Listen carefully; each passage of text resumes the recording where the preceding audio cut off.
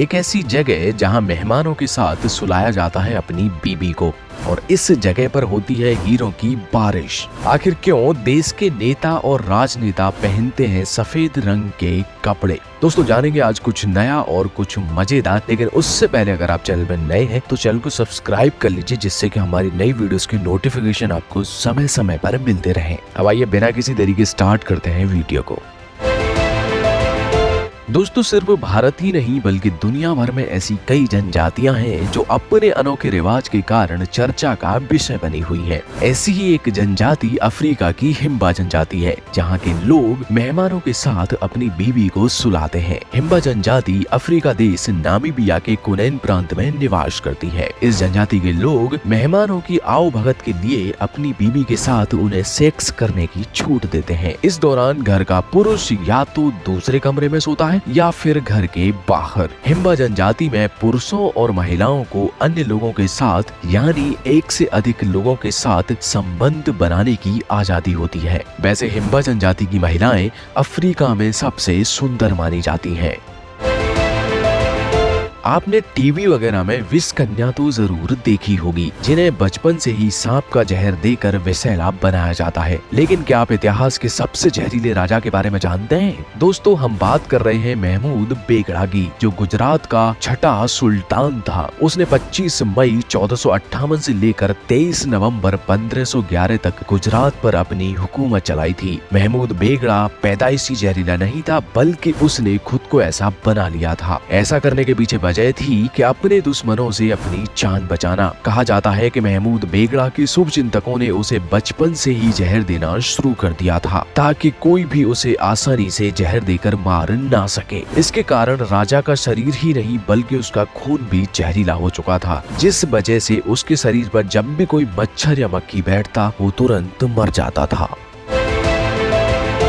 दोस्तों BMW car के बारे में तो आप सभी जानते ही होंगे, और आप में से बहुत सारे ऐसे लोग भी होंगे जिनका सपना होगा कि उनके पास भी ऐसी कोई कार हो। लेकिन अचरज की बात तो ये है कि जिस कार को पाने की लोग ख्वाहिश रखते हैं उसका पूरा वो नाम तक नहीं जानते। लेकिन हम आपको बता दें कि BMW जर्मनी की एक ऐसी ऑटोमोबाइल्स कंपनी है जिसकी गाड़ियां पूरे दुनिया में मशहूर है। इस लग्जरी कार निर्माता कंपनी BMW का पूरा नाम बेवरियन मोटर्स वर्क्स है। इस कंपनी के संस्थापक कॉल रैप है, जिन्होंने साल 1916 में इसकी नींव डाली थी, और शुरुआत में कंपनी का नाम रैप मोटर्स वर्क रखा गया था। दोस्तों क्या आपने कभी ध्यान दिया है कि देश का कोई नेता हो या राजनेता, अक्सर वो सफेद कपड़ों में ही नजर आते हैं, लेकिन इसके पीछे का रीजन बहुत कम लोगों को पता होगा। दरअसल भारत की आजादी के लिए हुई लड़ाई में बापू ने स्वदेशी का नारा दिया था। उस समय महात्मा गांधी ने देशवासियों को चरखे से बने खादी के कपड़े पहनने के लिए प्रेरित किया था, क्योंकि बापू इसे स्वावलंबन का प्रतीक मानते थे। ये कपड़े देश में देश के लोगों द्वारा तैयार किए जाते थे। यही देश के लिए आत्मनिर्भरता की ओर पहला कदम था। और जैसा कि आप सभी जानते होंगे, खादी में तैयार होने वाले कपड़े ज्यादातर सफेद रंग के होते हैं, इसलिए उस वक्त आजादी की लड़ाई में भाग लेने वाले क्रांतिकारियों ने इसे अपनाया, और धीरे धीरे ये रंग नेताओं की पहचान बन गया। तब से लेकर आज तक राजनेता सफेद कपड़ों में ही नजर आते हैं।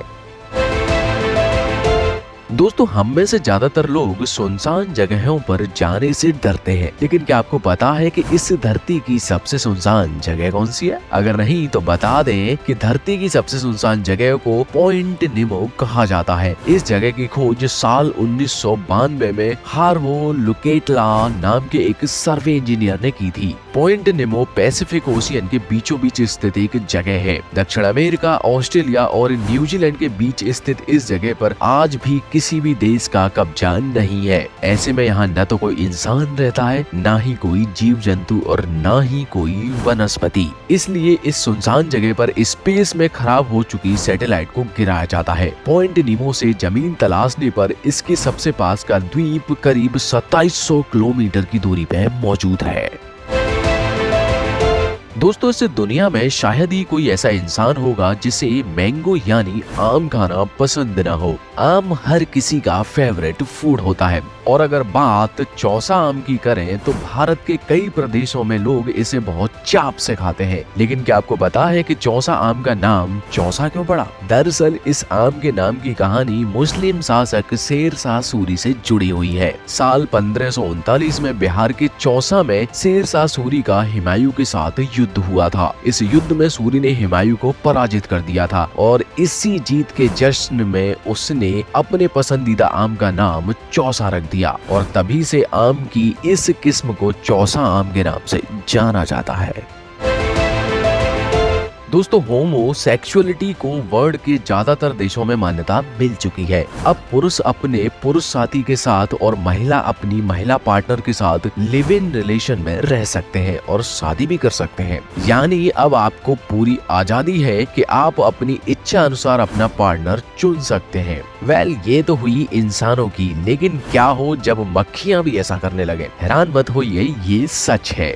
मक्खियां भी इंसानों की तरह समलैंगिक पार्टनर का चुनाव कर रही हैं। बस अंतर इतना है कि ये काम वो अपनी मर्जी से नहीं कर रही। हाल ही में जर्मनी के Max Planck Institute for Medical Ecology के रिसर्चर्स ने मक्खियों पर एक रिसर्च की, जिसमें सामने आया कि इंसानों द्वारा फैलाए जा रहे पॉल्यूशन के चलते मक्खियों में अब फेरोमोन्स नामक हार्मोन्स रिलीज नहीं हो पा रहा, जिसके कारण नर और मादा मक्खियां एक दूसरे में अंतर नहीं कर पा रही हैं। अब मादा मक्खी मिलन के लिए मादा के पास और नर मिलन के लिए नर के पास जा रहे हैं। पहले के समय में लंबे एंटीना होते थे जिनके जरिए गांव में दूरदर्शन देखा जाता था। इसके बाद डीटीएच की एंट्री हुई और जैसा कि हम सभी जानते हैं, डीटीएच या डिश टीवी का एंटीना पहले वाले एंटीने से काफी अलग होता है। इसमें गोल छतरी लगाई जाती है जिसके जरिए सैटेलाइट से सिग्नल प्राप्त किए जाते हैं, जिसकी मदद से हम टीवी पर अपने पसंदीदा प्रोग्राम देख पाते हैं। क्या आपने कभी गौर किया है कि आखिर डीटीएच का एंटीना गोल क्यों होता है? ऐसा इसलिए कि ताकि जब कोई लाइट डिश से टकराए तो वो रिफ्लेक्ट होकर सीधी वापस ना चली जाए, बल्कि वो फोकस पर ही रुक जाए। इसी तरह जब सैटेलाइट से आने वाले सिग्नल भी छतरी से टकराते हैं तो वो फीड हॉर्न पर केंद्रित हो जाते हैं और ऐसा होने से हमारे टीवी पर कई तरीके के चैनल्स आते हैं। अब सवाल ये भी है कि आखिर सेट टॉप बॉक्स का इस्तेमाल क्यों किया जाता है? तो बता दें कि सेट टॉप बॉक्स सैटेलाइट से इंफॉर्मेशन लेता है, मतलब फीड हॉर्न वाले सिग्नल सेट टॉप बॉक्स में पहुँचते हैं, जिसके बाद set top box in signal को डिकोड करता है। इसी डिकोडेड इंफॉर्मेशन को हम सभी टीवी के माध्यम से देखते हैं। दोस्तों, चिप्स के ऊपर ये लाइंस तो आपने जरूर देखी होंगी, लेकिन क्या आपको पता है कि चिप्स को बनाते वक्त तो उनके ऊपर लाइंस क्यों बनाई जाती हैं? अगर नहीं तो हम आपको बता दें कि चिप्स के ऊपर लाइंस इसलिए बनाई जाती हैं ताकि चिप्स को स्वादिष्ट बनाने के लिए जिन मसालों का प्रयोग किया जाता है वो मसाले इन लाइनों के भीतर ही जमा रह जाएं। अगर इन चिप्स के बीच में लाइनें नहीं होती तो चिप्स का बैलेंस बिगड़ जाएगा। बता दें कि इन लाइनों की वजह से ही चिप्स के हर पैकेट पर हर चिप्स का स्वाद एक जैसा रहता है। इसके अलावा चिप्स को ज्यादा क्रंची बनाने के लिए भी लाइंस बनाई जाती है, क्योंकि उन लाइंस बनने के बाद चिप्स खाते वक्त लाइंस के पास से ही टूटेगा, जिससे लोग चिप्स के क्रंच का मजा ले पाएंगे।